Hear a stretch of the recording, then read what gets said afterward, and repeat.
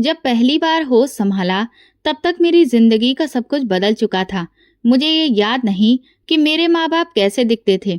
यादें बस कुछ धुंधली सी तस्वीरें थीं, जैसे बारिश में भीगी कोई पुरानी फोटो जिस पर हाथ फेरते ही और धुंधलापन छा जाए। लेकिन एक बात मैं हमेशा महसूस करती थी, एक खालीपन, जैसे कोई साया जो हर वक्त साथ हो, मगर छूकर देखो तो कुछ भी नहीं। मेरा नाम निशा है। मैं एक मिडिल क्लास परिवार की औलाद थी, अपने माँ बाप की आंखों की प्यारी। लेकिन मैं बस 2 साल की थी जब एक दिन अचानक गाड़ी का एक्सीडेंट हुआ और वो दोनों इस दुनिया को छोड़ गए। मुझे वो हादसा याद नहीं, लेकिन हर बार जब मेरी चाची गुस्से में मुझे ताना देती थी तो मैं सुनती, जिस दिन ये पैदा हुई थी उसी दिन वो लोग मर गए।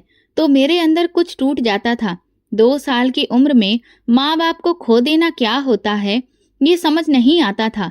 हर चेहरा अजनबी लगता था, हर दिन एक नई मुसीबत जैसा लगता था। मेरी चाची की आवाज आज भी कानों में गूंजती है, वो आवाज जो कभी भी माँ की लोरी जैसी नहीं थी। अरे ये लड़की है या मुसीबत, सुबह उठते ही ठन ठन करती रहती है। मेरी चाची के लिए मैं हमेशा एक बोझ थी। चाचा ने कभी कुछ नहीं कहा, कभी भी प्यार से सर पर हाथ नहीं रखा। शायद उनके अंदर कोई कमजोरी थी, या शायद वो मेरी चाची से डरते थे। मेरी अपनी माँ की कोई खास रिश्तेदार नहीं थी, वो पहले ही अनाथ थी। पापा के भी सगे भाई बहन नहीं थे, बस एक सौतेला भाई था, यानी मेरे चाचा। वही मुझे अपने साथ ले आए थे। लेकिन वो घर, वो छत जो एक अनाथ के लिए सहारा होनी चाहिए थी, मेरे लिए एक कैद बन गई। पहले दिन जब मैं उस घर में दाखिल हुई तो मेरी चाची ने मेरे हाथ से गुड़िया छीनकर उसे जोर से फर्श पर फेंक दिया।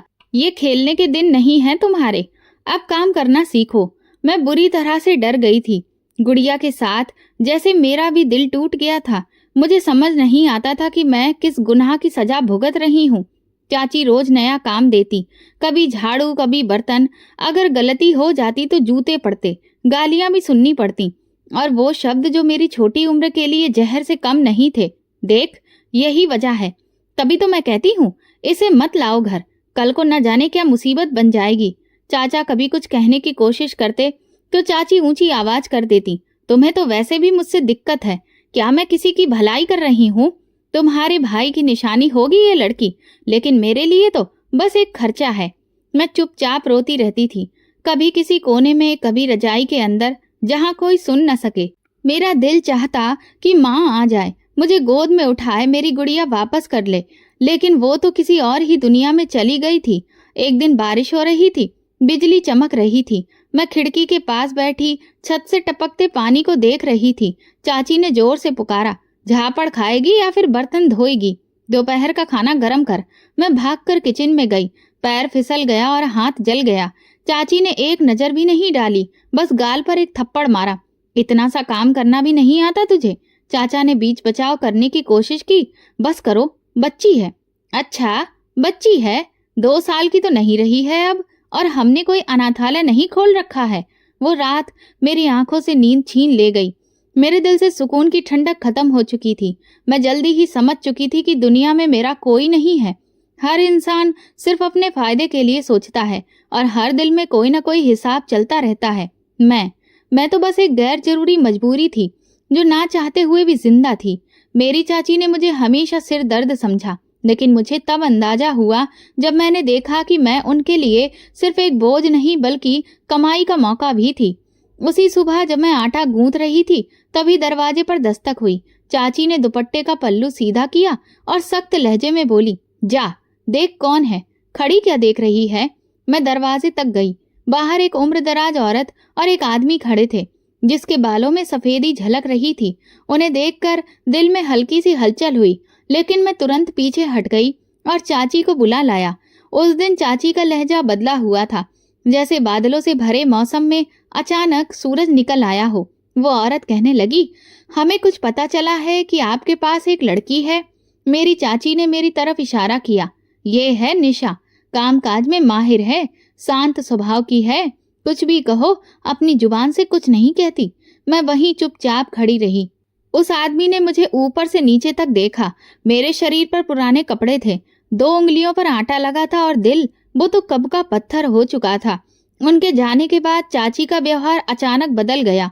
उस दिन पहली बार उन्होंने नरमी से खाना निकाला। खा ले, आज बहुत खुशी का दिन है। मैं कुछ नहीं बोली। सवाल मन में उठ रहे थे, लेकिन होंठ बंद रखे, जैसे अंदर कोई दरवाजा खुलने वाला हो, जिसके पीछे अंधेरा हो। 2 दिन बाद चाचा ने धीमे से पूछा, ये क्या तय कर दिया है तुमने? बच्ची अभी छोटी है। चाची ने झल्लाकर जवाब दिया, अच्छा, छोटी है, काम कर लेती है, खाना बना लेती है, बड़ी हो चुकी है, हमें कौन सा इसे राजकुमारी बनाकर रखना है। चाचा चुप हो गए। मैंने उनकी आंखों में कुछ हलचल देखी, जैसे वो कुछ कहना चाहते थे, लेकिन जुबान साथ नहीं दे रही थी। रात को मैंने चाची को एक आदमी से बात करते सुना। जी बिल्कुल, लड़की हमारी ही है, कोई दिक्कत नहीं होगी, आप बस पैसे वक्त पर दे दीजिएगा, बाकी सब हम देख लेंगे। ये जुमला मेरे दिल पर पत्थर की तरह गिरा। अब बात सिर्फ रिश्तों की नहीं रही थी, अब ये एक सौदा बन चुका था। मैं उन लोगों के लिए इंसान नहीं, बस एक चीज बन गई थी। दोपहर को मनोरमा मौसी आई। वो चाची से कहने लगी, बड़ा अजीब रिश्ता है, वो आदमी बहुत बड़ा है, उम्र में कोई ढंग की नौकरी भी नहीं करता, और लड़की अभी बच्ची है। चाची ने नाक चढ़ाकर जवाब दिया, तो क्या, अब उम्र देखने बैठ जाएं? हमारे पास भी इतना पैसा नहीं फट रहा है, जो रिश्ता मिल रहा है वही बहुत बड़ी गनीमत है। मौसी चुप हो गई। मुझे देखकर कुछ कहना चाहती थी, लेकिन शब्द उनका साथ नहीं दे रहे थे। फिर चाची ने मेरे लिए एक पुरानी ड्रेस निकाली, उसे प्रेस किया और कहा, अब यही पहनना है, अगले हफ्ते शादी है। मैंने कुछ नहीं कहा। अब हैरान होना भी छोड़ चुकी थी, बस चुपचाप सब सहना मेरी आदत बन गई थी। शादी वाले दिन बारिश हो रही थी। मोहल्ले के कुछ लोग, मनोरमा मौसी और कुछ अजनबी चेहरे जमा थे। पंडित मंत्र पढ़ रहा था और मैं उस आदमी के बगल में बैठी थी। पंडित ने कहा, हाथ उस आदमी के हाथ पर रखो। मैं चुपचाप बैठी रही। तभी चाची ने मेरी कमर पर जोर से चिकोटी काटी और मैंने हाथ रख दिया, और इस तरह से वो सौदा पूरा हो गया। शादी के बाद मैं विदा होकर अपने पति अमित के साथ ससुराल आ गई।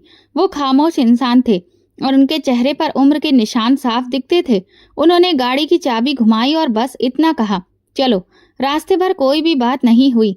मैं खिड़की से बाहर देखती रही। बारिश की बूंदें खिड़की पर गिर रही थीं। जब हम उनके घर पहुंचे तो दरवाजे पर 3 औरतें खड़ी थीं।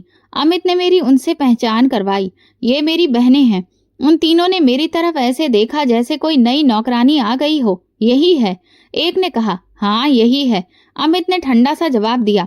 मुझे फिर एक कमरे में ले जाया गया, जिसमें सिर्फ एक पलंग, एक संदूक और एक खिड़की थी। वही मेरी नई दुनिया थी। अगले दिन सुबह सवेरे एक बहन ने आकर मुझे जगाया, उठो, नाश्ता बनाओ, सारा घर तुम्हें ही संभालना है। मैं चुपचाप काम करने लगी। किसी ने नहीं पूछा कि क्या तुम ठीक हो या क्या तुम खुश हो। बस सबके चेहरों पर एक ही बात थी, उम्मीद की मैं उनके काम आऊंगी। शाम को मेरी चाची का फोन आया। मैंने सुना वो चाची से कह रहे थे, हाँ लड़की पहुंच गई है, पैसे आपको कल भेज दूंगा। मैंने अपनी आंखें बंद कर ली। सौदा पूरा हो गया था, अब मैं उनका माल थी। दरवाजा बंद होते ही मुझे अंदाजा हो गया था कि जिस घर को मैंने एक नई शुरुआत समझा था, वो सिर्फ एक और कैद खाना है। फर्क बस इतना था कि पहले मुझे अपनी चाची के आदेश सुनने पड़ते थे, अब अमित की माँ और उनकी 3 बहनें थीं। सबके चेहरे पर लिखा था कि वे मुझसे क्या चाहते हैं। पहला दिन खामोशी में गुजर गया। कमरा जिसमें मुझे रहने को दिया गया था, वहां से खिड़की का नजारा सिर्फ एक दीवार था। हवा भी धीमी धीमी आती थी, जैसे इजाजत लेकर। शाम को अमित आए। उनकी आंखों में न प्यार था न अजनबीपन, वो बस थके हुए लगे। मुझे देखकर बोले, कोई दिक्कत तो नहीं हुई? मैंने सिर हिलाकर कहा, नहीं, ये घर बहुत छोटा है, वक्त के साथ तुम्हें आदत हो जाएगी, उन्होंने कहा और दूसरी तरफ मुंह मोड़ लिया। वो मुझसे बात करने नहीं आए थे, बस औपचारिकता निभा रहे थे। अगली सुबह सूरज निकलने से पहले ही दरवाजे पर दस्तक हुई। नंद की आवाज आई, उठो, नाश्ता बनाना है, सास को दवाई भी देनी है, बर्तन भी धोने हैं। मैं नींद की हालत में उठी, जल्दी जल्दी दुपट्टा लिया और बाहर निकली। नाश्ता बनाने की आदत तो थी, लेकिन यहाँ अंदाज बिल्कुल अलग था। चीजें रखने का तरीका, सास की पसंद नापसंद, हर चीज में गलती निकलती रहती थी। सास किचन के दरवाजे पर लाठी लेकर खड़ी रहती थी। कौन सा बहुत दहेज लेकर आई हो, खाली हाथ आई हो, कम से कम काम तो ढंग से कर लिया करो। मैं जल्दी जल्दी बर्तन धोती और दिल ही दिल में खुद से वादा करती कि किसी को भी शिकायत का मौका नहीं दूंगी, लेकिन वो मौका खुद ही बना लेते थे। शाम को जब सब लोग खाने बैठे तो मैंने चुपचाप सबके आगे रोटियां रख दी। सास ने एक निवाला चखा और नाक चढ़ा दी, इसमें नमक बहुत ज्यादा है।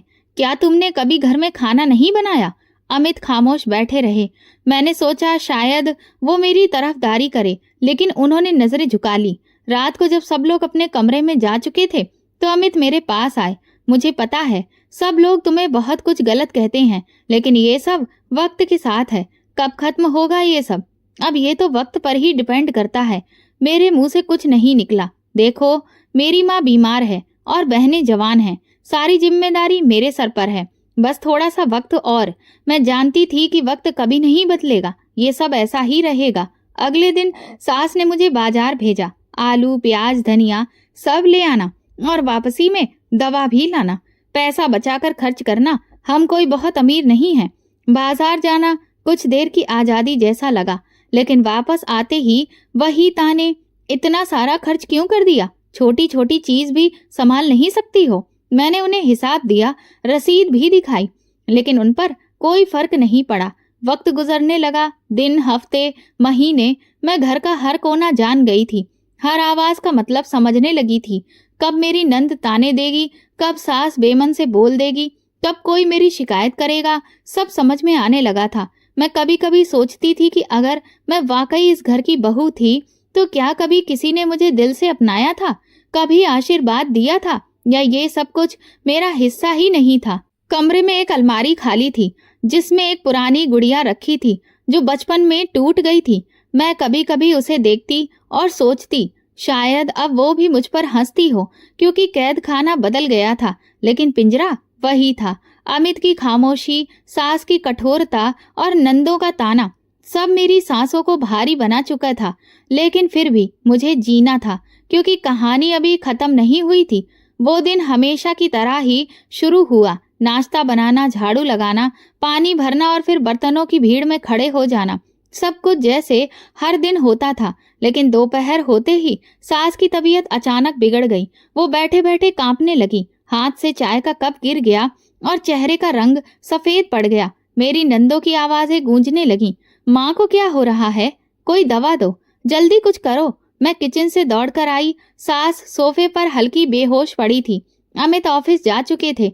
मैंने एक पल गवाए बिना पास से ही पर्स उठाया और नंदों के साथ मिलकर सास को अस्पताल पहुंचाया।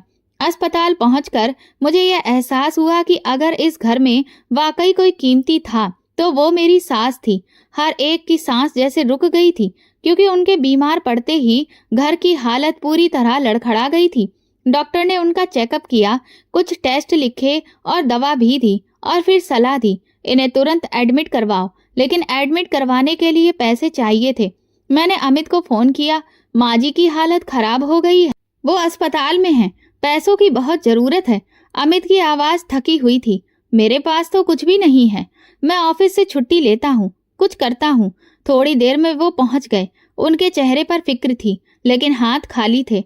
अमित जहाँ चौकीदारी करते थे वहां पर लोन की सुविधा थी, लेकिन उसका कोई फायदा नहीं हुआ। हम माँ जी को वापस घर ले आए।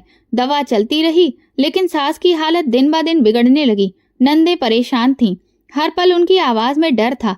अगर माँ को कुछ हो गया तो हम कहाँ जाएंगे? एक रात अमित मेरे पास बैठे थे। मैं मेज पर उनके लिए चाय रख रही थी कि उन्होंने कहा, तुमने बहुत हिम्मत दिखाई है, भगवान का धन्यवाद कि तुम साथ में थी। मैंने कहा, यह मेरा फर्ज था। मैंने सर झुका लिया। बस काश मेरे पास कुछ होता जिससे मैं माँ को बचा लेती। कुछ दिनों के बाद सास चल बसी। घर का माहौल अजीब सा हो गया, लेकिन कुछ वक्त के बाद वो खामोशी किसी और चीज में बदल गई। माँ के गुजर जाने के बाद नंदों की नजरें बदल गईं। जहाँ पहले वो अपनी माँ के साए में छिपी हुई थी, अब वो खुद को अकेला महसूस करने लगी। उनकी उम्र बढ़ती जा रही थी और कोई रिश्ता भी नहीं रह गया था। अमित का व्यवहार भी बदल गया था। पहले वो चुप रहते थे, लेकिन अब ज्यादातर गुस्से में रहते थे। एक रात उन्होंने चाय का कप जोर से टेबल पर रखते हुए कहा, अब सब कुछ मेरे ही कंधों पर आ गया है, बहनें, घर, खर्चा, सब कुछ। मैं उनकी बातें सुनती रही चुपचाप। तुम्हें क्या पता कि मुझे कितनी मुश्किल होती है, ये सब तुम्हारे बस का नहीं है। उनकी आवाज तेज होती जा रही थी। मैंने धीरे से पूछा, क्या मैं आपकी कुछ मदद कर सकती हूँ? वो हंसने लगे, लेकिन वो हंसी किसी खुशी की नहीं थी, तुम भला क्या कर सकती हो? ना तो पढ़ाई लिखाई है, ना नौकरी, और ना ही कोई हुनर है। बस एक चीज है। मैंने उनके चेहरे की तरफ देखा। उनकी आंखों में एक अजीब सी चमक थी जो पहले कभी नहीं देखी थी। क्या मतलब है आपका? मैंने धीरे से पूछा। रहने दो। उन्होंने चाय का आखिरी घूंट लिया और कमरे से बाहर चले गए। दूसरे दिन उन्होंने मुझसे कहा, कल मेरे ऑफिस मेरे साथ चलना, तुम्हें बॉस से मिलवाना है, वो तुमसे कुछ बात करना चाहते हैं। मैं हैरान होकर बोली, मुझसे भला क्या बात करेंगे? हाँ, बस तुम तैयार रहना, जैसे किसी पार्टी में जाना हो, अच्छे कपड़े पहनना। मुझे कुछ भी समझ नहीं आ रहा था, लेकिन मैं चुप रही। अगली सुबह वो मुझे बाजार ले गए। वहां हमने एक सूट खरीदा और सैंडल। उन्होंने कहा, बस साफ सुथरी दिखना। शाम को जब घर लौटी तो नंद हैरान थी। क्या हुआ? बाजार क्यों गई थी? मैंने कोई जवाब नहीं दिया। अगली रात अमित ने मुझे फिर से याद दिलाया, कल समय पर तैयार रहना। देखो, हमारा वक्त बदल सकता है। अगर तुम थोड़ी सी हिम्मत करोगी तो हम सबका भला हो जाएगा। मैंने अमित की बात सुनी, लेकिन मेरे दिल में अजीब सी हलचल होने लगी। अमित ने मुझे ऑफिस के बाहर बाइक से उतार दिया। शाम का वक्त था और मौसम में अजीब सी ठंडक थी, लेकिन मेरे अंदर बेचैनी छाई थी। मैंने पूछा, किससे मिलने आए हैं यहाँ? वो सीधे सामने देखते हुए बोले, कहा ना, बॉस से। वो कह रहे हैं कि वो तुम्हें बस देखना चाहते हैं। एक छोटी सी मुलाकात है। मेरे कदम रुक गए। भला इसमें मेरी क्या जरूरत है?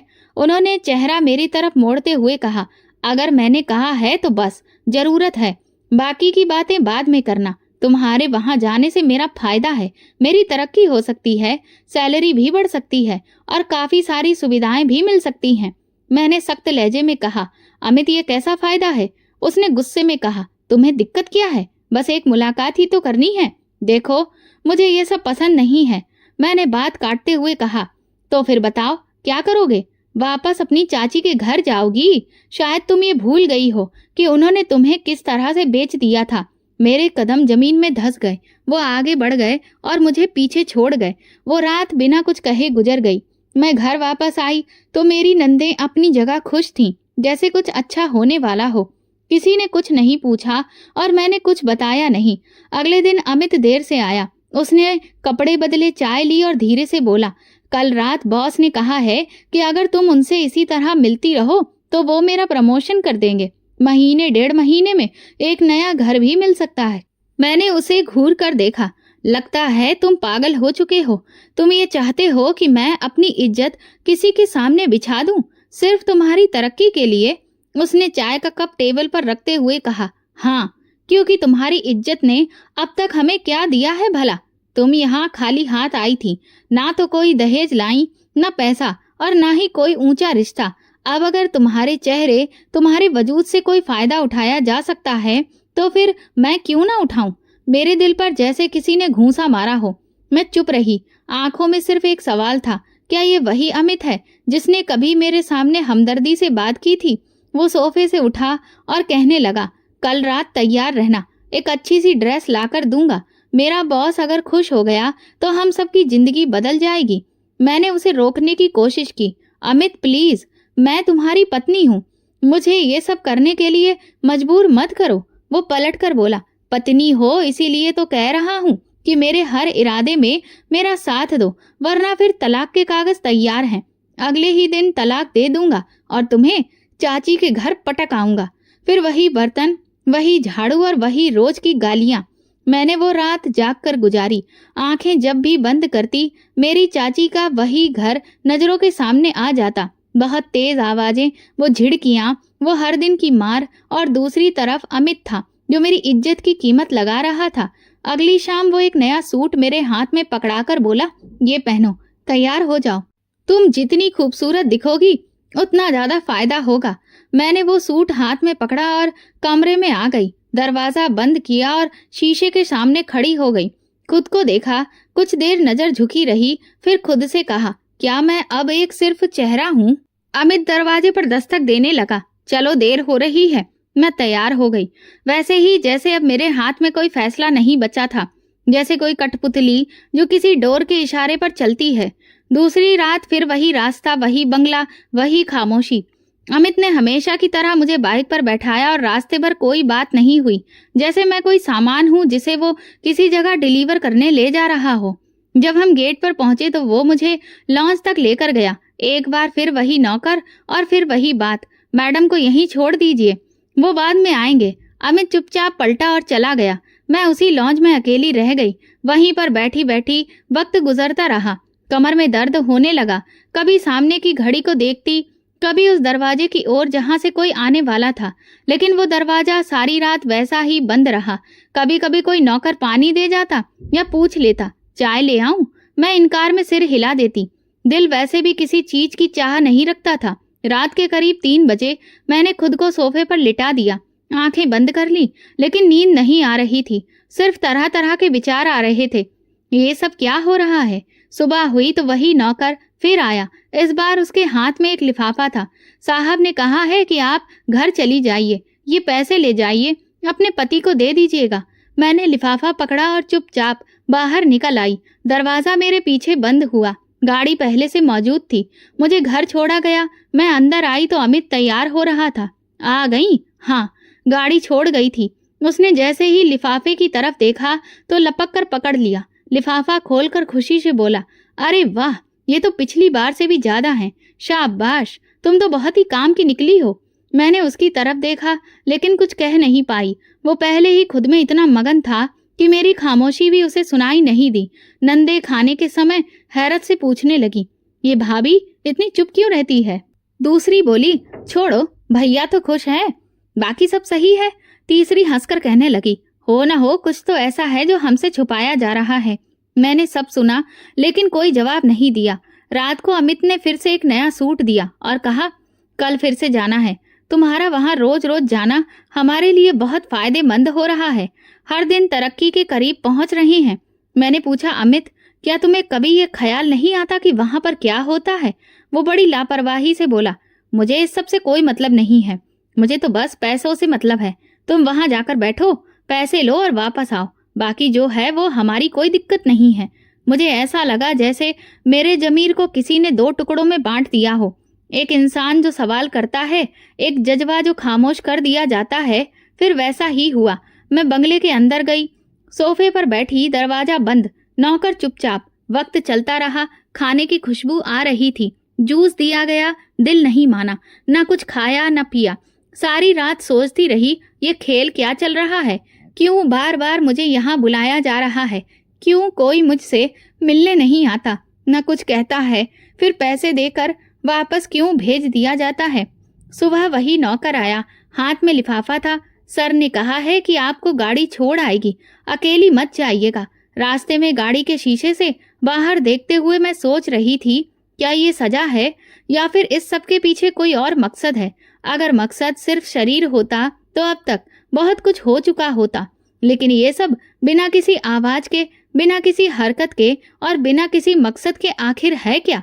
घर पहुंची तो आज फिर अमित खुशी खुशी लिफाफा खोल रहा था।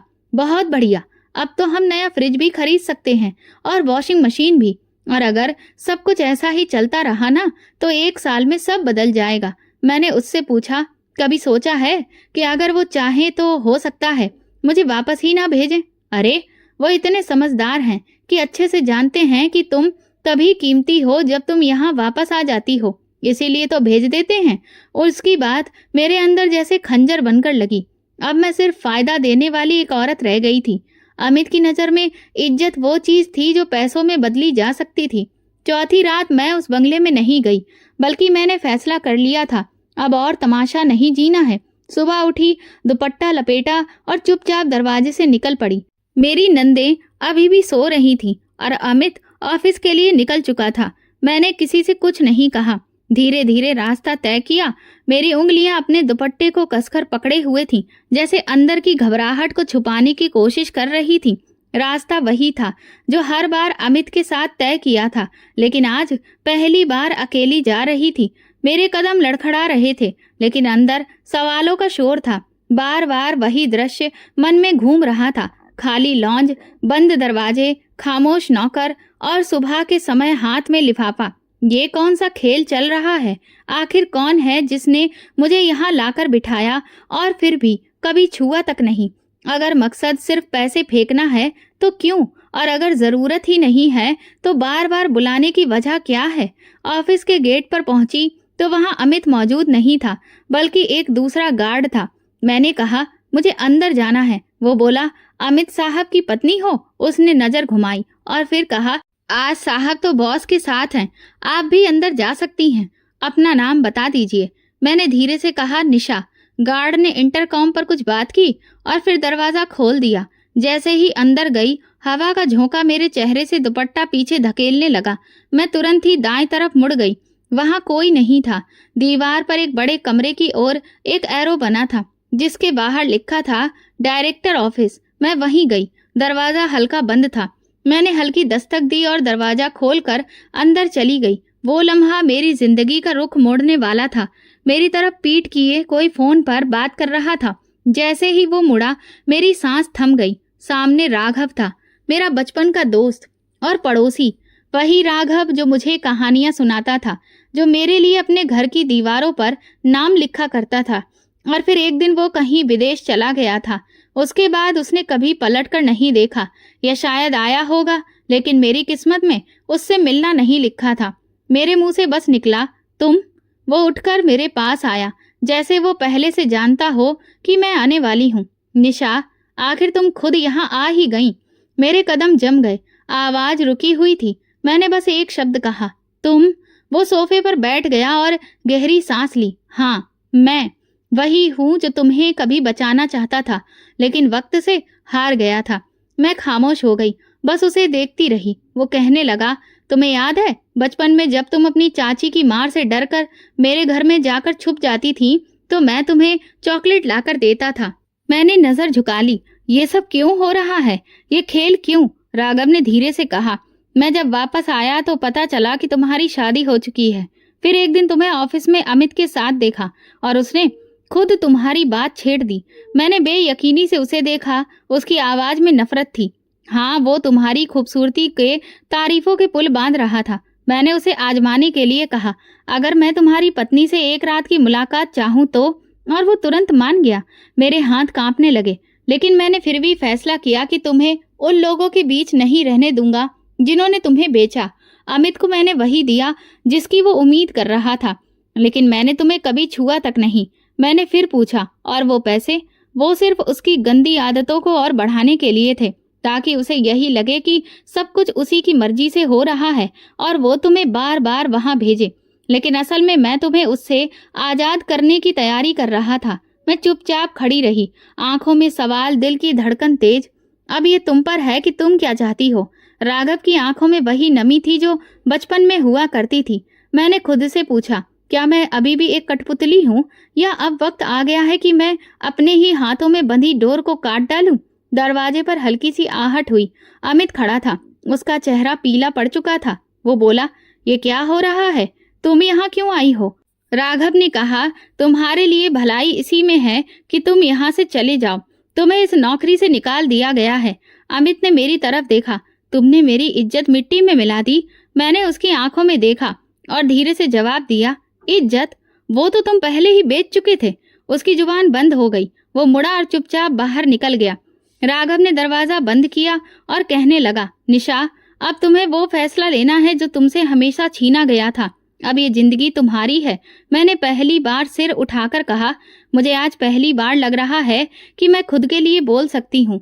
राघव ने मुस्कुराकर कहा, तो फिर बोलो, क्योंकि अब तुम कोई कठपुतली नहीं रही हो। वो मेरे सामने बैठा था और अमित जा चुका था। खामोशी कुछ लम्हों के लिए छा गई। मेरे हाथ ठंडे पड़ने लगे, जैसे कमरे की हवा एकदम से ठहर गई हो। उसने टेबल पर रखी एक फाइल मेरी तरफ सरकाई। ये अमित की नौकरी से जुड़ी हुई फाइल है। जब मैंने कंपनी खरीदी थी तब वो पहले से ही यहाँ चौकीदार का काम कर रहा था, लेकिन उसकी आंखें हमेशा किसी लालच की तलाश में मेरे सामने नाचती रहती थी।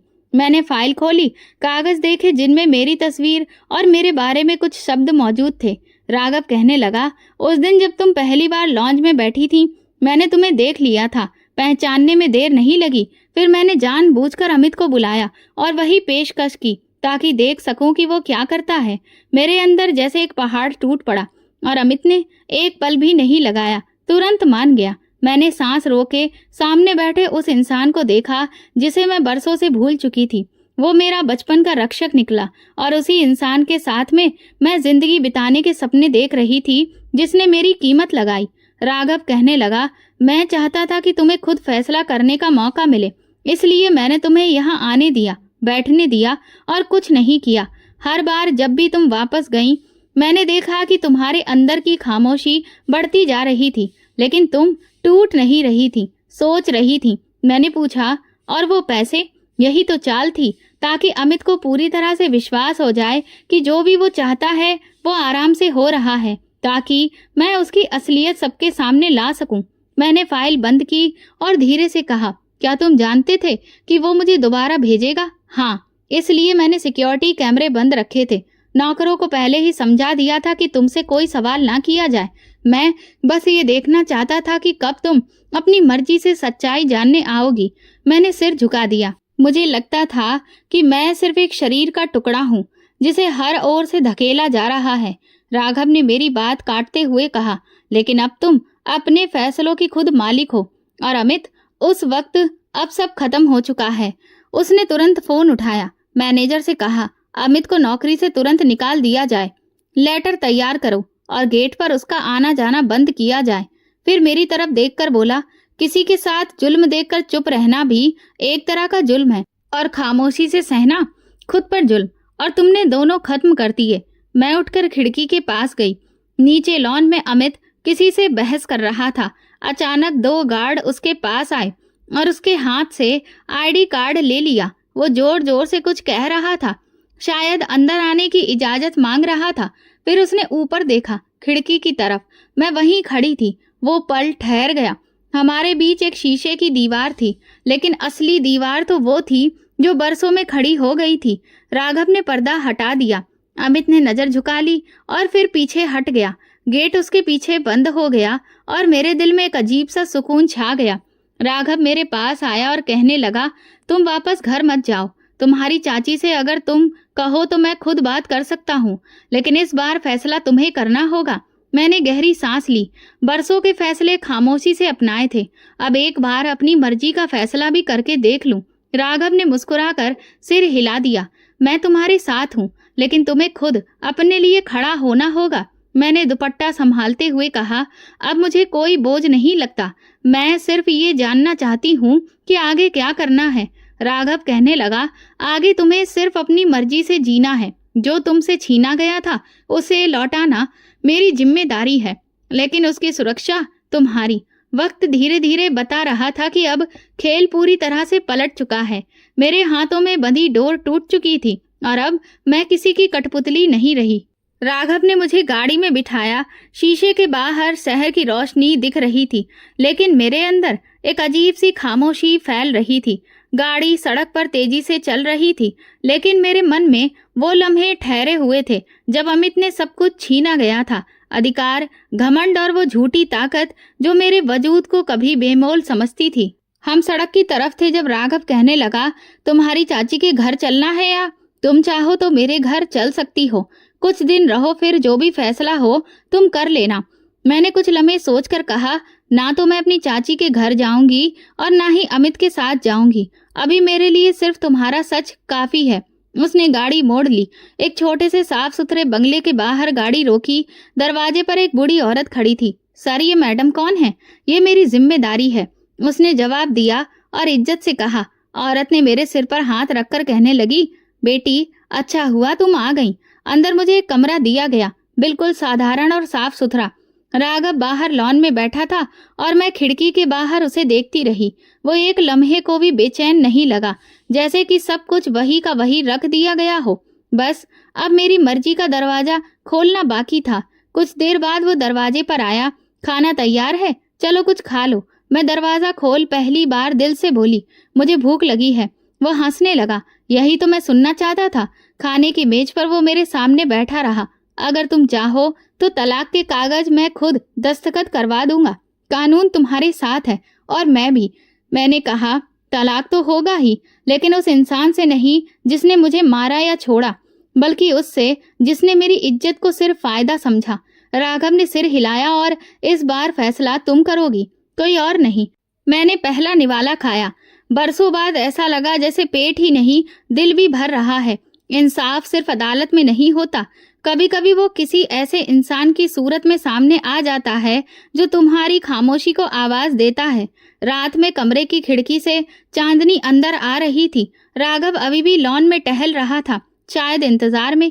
मैंने दरवाजे की तरफ देखा और सोचा ये जिंदगी अब शायद बस में है और यही मेरे लिए पहला इंसाफ था। सुबह जब मैं कमरे से बाहर निकली तो राघव टेबल के पास बैठकर एक फाइल पढ़ा रहा था। मैंने उससे कहा कि आज हम वकील से बात कर सकते हैं, और वो बिना हैरानी के कहने लगा, हाँ बिल्कुल, मैं तो पहले ही अपॉइंटमेंट ले चुका हूँ। तुम जब कहोगी हम चलेंगे। गाड़ी में हमारी ज्यादा बातें नहीं हुई। मैं अपने नाखूनों को बार बार देख रही थी, जिन पर वक्त के साथ ना तो रंग बचा था और ना ही कोई रोशनी। वहां पहुंचकर वकील ने कुछ कागजात मेरे सामने रखे।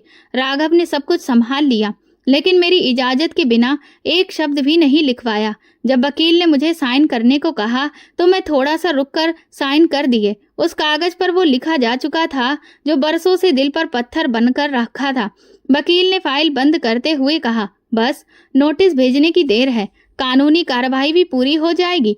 मैं वापस लौटते हुए बोली, क्या तुम अभी भी मुझे मेरी चाची के पास लेकर जाना चाहते हो? वो कहने लगा, हाँ, लेकिन इस बार वो सुनेगी, समझेगी, और उन्हें भी ये दिखाना चाहिए कि अब तुम वो नहीं रही जिस पर कोई जुल्म कर सके। शाम को हम चाची के दरवाजे पर खड़े हुए थे। दरवाजा खुला तो उन्होंने हमें एक पल के लिए हैरानी से देखा। राघव ने अपने बारे में याद दिलवाया तो उनकी आंखें हैरान रह गईं। उन्होंने तुरंत हमें सोफे पर बिठाया। राघव ने सीधी बात की, देखिए चाची, आपने निशा के साथ जो कुछ भी किया, क्या आपको लगता है कि वो माफ करने के काबिल है? वो चुप रही। उनकी नजर झुक गई। उन्होंने मेरी तरफ देखा और बोली, मुझसे गलती हो गई। उस वक्त हालात, राघव ने बात काट दी, हालात कभी भी किसी इंसान की कीमत लगाने की वजह नहीं बनते हैं। आपने उसे एक बोझ समझकर धक्का दे दिया, और अब अगर आपने दोबारा कभी भी निशा से कोई ऐसी वैसी बात की या फिर कोई भी ऐसी चीज की बिना उसकी मर्जी के, तो मुझे मजबूरन आपको सबक सिखाना पड़ेगा। उन्होंने मेरे सामने हाथ जोड़ दिए। बेटी, मुझे माफ कर दो, मैं माँ बनने के लायक नहीं थी, लेकिन दिल से कभी बद्दुआ नहीं दी। मैंने उनके झुके हाथों को छुआ नहीं, लेकिन कुछ कहा भी नहीं। सिर्फ इतना कहा, मैं माफी दे रही हूँ, लेकिन अब भरोसा वापस जुड़ नहीं सकता। राघव कहने लगा, अब हम चलते हैं। तो चाची पीछे हट गई। उनके चेहरे पर पछतावा दिख रहा था, लेकिन अब वो मेरे फैसले को रोक नहीं सकती थी। अगले दिन मैंने अपना आइडेंटिटी कार्ड ठीक करवाया और अपना एक नया मोबाइल नंबर लेकर पहली बार बैंक अकाउंट खुलवाया। राघव ने कुछ भी नहीं पूछा, बस ये कहा, ये सब तुम्हारा अधिकार है और तुम्हें देना भी चाहिए। मैंने एक छोटे से कंप्यूटर कोर्स में एडमिशन लिया और उसकी पढ़ाई शुरू की। धीरे धीरे खुद को रोज के कामों से आजाद कराना शुरू किया। सुबह खुद चाय बनती, शाम को किताब पढ़ती और वक्त निकालकर पुराने दिनों को याद करती, लेकिन अब उन पर रोना नहीं आता था। एक दिन मेरी नंद का फोन आया। हैरान होकर बोली, भाभी आप कहाँ हो? भैया तो कुछ बताते नहीं और तुम भी गायब हो गई हो। मैंने जवाब दिया, जो जिंदगी वो तुम्हें दिखाता था वो झूठ थी, अब सच मैं हूँ। फिर फोन बंद कर दिया। उनके लिए मेरी कोई अहमियत नहीं थी। मैंने सीखा कि आजादी का मतलब सिर्फ दीवारों से बाहर जाना नहीं होता, बल्कि अंदर की जंजीरों को तोड़ना भी होता है, और वो मैं कर चुकी थी। तलाक के कागज मेरे हाथ में आए तो मैंने उसे किसी जीत की तरह नहीं देखा। ये सिर्फ कागज था। असली जीत तो वो खामोशी थी जो मेरे अंदर से निकल गई थी। मैंने वो कागज ट्रायल में रखा और दराज बंद करके वक्त में शीशे के सामने खड़ी थी। चेहरे पर मुस्कुराहट थी और आंखों में सुकून। पहली बार मैंने खुद को देखा और दिल से कहा, ये मैं हूँ, अपनी मर्जी से जीने वाली। एक शाम राघव मेरे दरवाजे पर खड़ा था। उसके हाथ में एक लिफाफा था। कहने लगा, ये शादी का कार्ड है, तुम्हें सबसे पहले देना था क्योंकि सबसे जरूरी तुम हो। मैंने लिफाफा लिया, उसे देखा, लेकिन कुछ कहा नहीं। अंदर साधारण शब्दों में लिखा था, मेरा और उसका नाम। तुम्हें भरोसा है? उसने एक बात कही। मैंने जवाब दिया, मुझे तुम पर भरोसा है, बस यही काफी है। शादी का दिन आ गया। ना कोई हंगामा, ना कोई शोर शराबा। दावत भले ही छोटी थी, लेकिन सब कुछ कायदे से हो रहा था। राघव बोला, तुम जो पहनोगी वही सबसे खूबसूरत लगेगा। तुम्हारी मर्जी, तुम्हारा दिन है। मैंने हल्का गुलाबी रंग का एक साधारण सा लहंगा पहना, जेवर भी कोई भारी भरकम नहीं थे। राघव ने मेरा हाथ पकड़ा पूरे अधिकार के साथ, वो हाथ जो बरसों तक खाली था, सिर्फ काम और तन मन की थकान उठाते हुए आज पहली बार किसी रिश्ते की मजबूती को महसूस कर रहा था।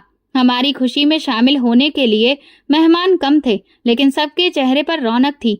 मेरी चाची भी मिलने आई, लेकिन मैंने उनसे कोई खास बात नहीं की, बस औपचारिक मुस्कान दी। वो मेरे पास आकर कहने लगी, बेटी, तुम्हारी खुशी देखकर लगता है कि भगवान ने मुझे माफ कर दिया है। मैंने जवाब दिया, माफी भगवान से मांगते हैं और सब्र वक्त से लिया जाता है। रात के खाने के बाद राघव मेरे पास आया, बोला, अब एक नई शुरुआत होगी। मैंने सर हिलाया, लेकिन दिल के किसी कोने में वो पुराने दिन अभी भी धड़क रहे थे। जख्म चाहे भर गए थे, लेकिन उनके निशान रह गए थे। शादी के बाद राघव के साथ जो घर बना वो महल नहीं था, लेकिन सुकून की जगह था। हर चीज कायदे से, हर फैसला मेरी राय से। वो मेरी हर बात को सुनता, चाहे पसंद की हो या किसी और चीज की। एक दिन मैंने उससे कहा, राघव, मैं काम करना चाहती हूँ। उसने खुशी से कहा, बिल्कुल, लेकिन अपनी शर्तों पर, अपने वक्त और अपनी पसंद के साथ। मैंने एक छोटे से प्राइवेट स्कूल में टीचिंग का ऑफर एक्सेप्ट कर लिया। बच्चों के साथ वक्त बिताना, उन्हें पढ़ाना मुझे एक नई जिंदगी की ओर ले जा रहा था। वो लड़की जो कभी स्कूल जाने के लिए तरसती थी, अब किसी और का सपना पूरा कर रही थी। राघव हर दिन मेरे साथ होता था, लेकिन कभी मेरे रास्ते में नहीं आता था। उसे पता था कि मेरी जिंदगी की आजादी ही मेरा सबसे कीमती जेवर है। कभी कभी रात को जब सब कुछ खामोश होता, मैं आईने के सामने खड़ी हो जाती। पुराने दाग, पुरानी थकान अब मेरी पहचान नहीं रहे थे, लेकिन दिल जानता था कि वो गुजरे लम्हे ही मेरी बुनियाद बन चुके हैं। राघव ने एक बार रात को कहा, अगर तुम्हें कभी लगे कि तुम अकेली हो तो मुझे जगा देना। मैंने मुस्कुराकर कहा, जरूरत नहीं पड़ेगी, तुम जानते हो तभी तो मैं चैन से सो पाती हूँ। शादी के 1 महीने बाद हमने शहर से बाहर एक छोटी सी ट्रिप का प्लान बनाया। पहली बार मैं किसी होटल के कमरे में बिना किसी डर के थी। दिल में यही बात थी कि अब कोई गंदी नजर नहीं लगेगी। मैं खिड़की से बाहर देखकर बोली, काश मेरे माँ बाप जिंदा होते। राघव बोला, अगर वो होते तो शायद तुम्हारी शादी वो खुद मुझसे कराते। मैं हमेशा तुम्हारे काबिल बनने की कोशिश करता रहा हूँ। मैंने पूछा, और अगर वो नहीं मानते तो? वो हंसते हुए बोला, तो मैं सारी उम्र तुम्हें बचपन की कहानियां सुनाता रहता, बस तुम्हारे पास रहने का कोई ना कोई बहाना बना लेता। हम दोनों हंस पड़े। जिंदगी का पन्ना तेजी से आगे बढ़ रहा था। पुरानी किताब बंद हो चुकी थी, लेकिन उसके शब्द मेरी सोच का हिस्सा बन चुके थे। ये नया रिश्ता, नया सफर मेरे फैसले से शुरू हुआ था, और यही मेरी सबसे बड़ी जीत थी। राघव ऑफिस के काम से दिल्ली गया हुआ था। मैं घर में थी। दोपहर के समय स्कूल के बच्चों के प्रोजेक्ट्स पर काम कर रही थी, जब फोन बजा। एक अनजान नंबर था। हेलो निशा, मैं अमित की बड़ी बहन बोल रही हूँ। एक पल को सब कुछ जम गया। आवाज पहचानी, लेकिन उसके पीछे जो चेहरा था वो धुंधला पड़ चुका था। जी, सब ठीक है, मैंने साधारण सा जवाब दिया। अमित का एक्सीडेंट हो गया है। उसके हाथ पैर पूरी तरह से बेकार हो चुके हैं और जुबान भी अब ठीक से नहीं चल पाती। कुछ दिन तक वो अस्पताल में रहा, लेकिन अब घर पर है। मैंने सोचा तुम्हें बता दूं, आखिर तुम उसकी पत्नी रही हो, अगर चाहो तो आकर देख सकती हो। मैं थोड़ी देर चुप रही, फिर कहा, मैं उसके लिए बस प्रार्थना कर सकती हूँ दीदी। उसे देखना परखना अब मेरे अधिकार में नहीं रहा। उन्होंने कुछ देर बात की, बोली, हम खुद भी बहुत थक चुके हैं। वो हर वक्त तुम्हारा नाम लेता है, कभी माफी मांगता है, कभी आंखों में आंसू आ जाते हैं। शायद वो पछता रहा है। मैंने बात काट दी। पछतावा तभी सही लगता है जब उसकी कोई कीमत अदा की जाए, और मैं अपनी कीमत बहुत पहले चुका चुकी हूँ। अब कुछ भी वापस नहीं हो सकता। फोन बंद हो गया। खामोशी छा गई। मैंने खुद को संभाला और टेबल पर रखे प्रोजेक्ट्स में खुद को बिजी कर लिया, जैसे कुछ हुआ ही नहीं। शाम को राघव का कॉल आया। दिन कैसा गुजरा? मैंने बताया, मेरी बड़ी नंद का फोन आया था। अमित का भयंकर एक्सीडेंट हुआ है, जिसमें उसके हाथ पैर जवाब दे चुके हैं। शायद सजा वहीं से मिली है जहां से उसने गलत शुरुआत की थी। राघव ने कहा, उसने जैसा किया वैसा ही भुगता। तुम अगर चाहो तो उसे देखने जा सकती हो, लेकिन ये तुम्हारी मर्जी है। मुझे तो लगता है अब वहां जाने की कोई जरूरत नहीं है।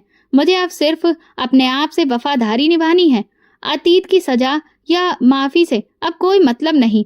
अगले दिन स्कूल में बच्चों के साथ काम करते हुए मैंने देखा कि एक लड़की बार बार अपनी कॉपी में कुछ मिटा रही थी। क्या हुआ बेटा? मैडम, मैं बार बार गलत लिख रही हूँ। तो फिर पन्ना फाड़कर नया शुरू करो। बार बार मिटाने से वक्त भी बर्बाद होता है और निशान भी रह जाते हैं। ये कहते हुए मेरे अपने शब्द मेरे दिल में उतर गए। अमित के साथ मेरा जो रिश्ता था वो बार बार मिटाने के काबिल नहीं था।